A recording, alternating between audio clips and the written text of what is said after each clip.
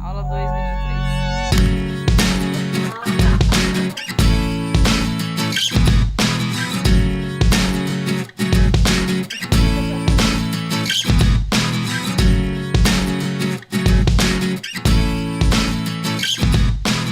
Pode ir?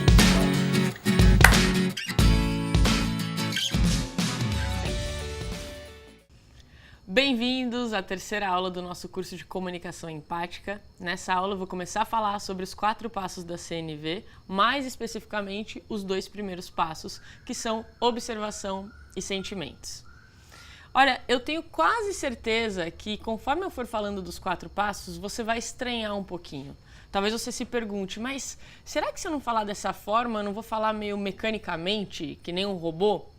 Isso é super natural quando a gente está começando a aprender a CNV e eu só te peço paciência para que você esteja aberto para entender as principais diferenciações de cada passo e aí eu prometo que no final eu vou fazer um resumão e aí você vai entender como que esses 4 passos podem ser ditos de forma mais fluida, tá bem?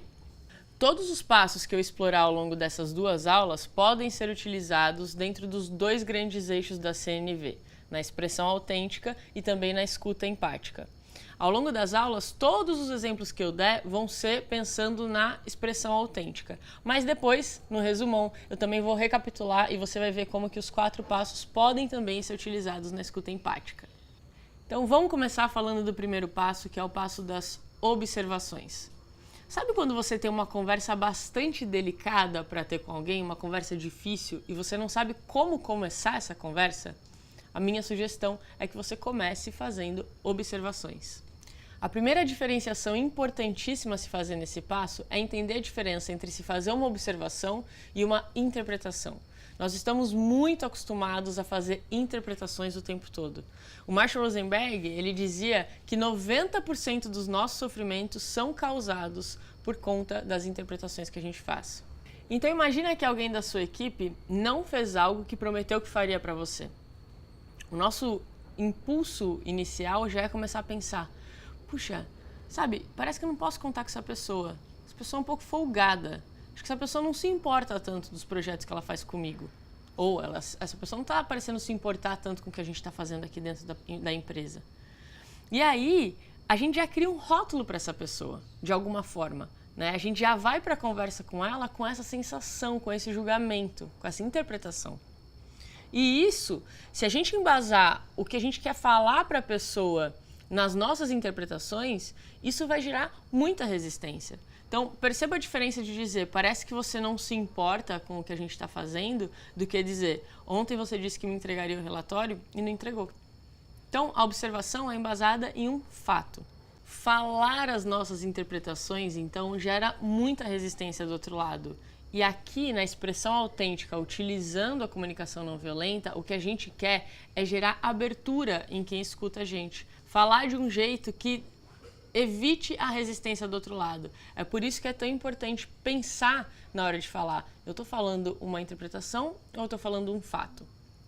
E aí, a melhor coisa é você começar pensando em um exemplo real da tua vida. Porque quando a gente fica na teoria, tudo faz sentido, mas quando a coisa vai para a prática, aí é que a gente percebe qual é o desafio.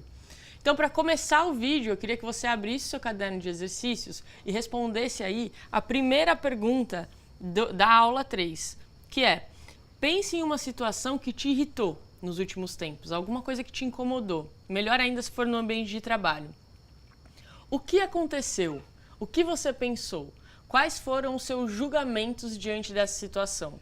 E aí, pode escrever à vontade, tá bom? Tipo, não precisa pensar 2 vezes, aqui eu tenho que colocar um fato. Não, pode fazer o show do lobo, jogar aí todas as suas interpretações, beleza? Depois a gente vai voltar para esse exercício. Então dá um pause rapidinho só para você responder.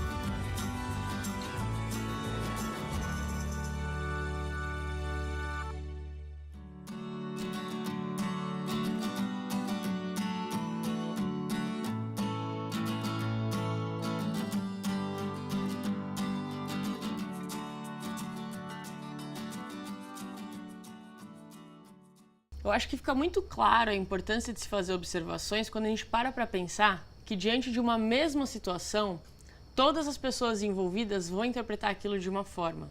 Então, se todo mundo começar a falar na linguagem das interpretações, vai ficar muito difícil da gente se entender. Quanto mais próximo a gente chegar do que de fato aconteceu, mais fluida vai ser a nossa comunicação.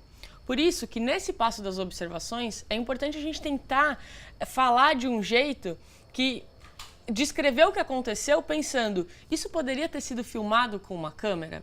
Então, por exemplo, se eu digo assim, ele chegou estressado hoje na reunião. Isso é uma interpretação. Eu não sei se o que ele está sentindo é estresse. Eu nunca vou saber o que está acontecendo com ele. Agora, se eu disser, ele chegou e não cumprimentou ninguém, isso poderia ser filmado com uma câmera. Então, é nesse nível de precisão dos fatos e da descrição da realidade que a gente está tentando chegar nesse passo. Um outro ponto que é importante a gente prestar atenção quando a gente está tentando diferenciar a observação de interpretação é reparar sempre que a gente tem vontade de falar para uma pessoa, você é tal coisa. Porque sempre que a gente está dizendo você é, a gente está fazendo uma interpretação e a gente está jogando isso no nível de identidade da pessoa, que é um nível neurológico muito profundo. Então a chance disso gerar alguma resistência é bem grande, principalmente se o rótulo que você estiver dando para ela for um rótulo negativo. Agora, é claro que a gente pode ter, gente, uma ponderação em relação a esse passo.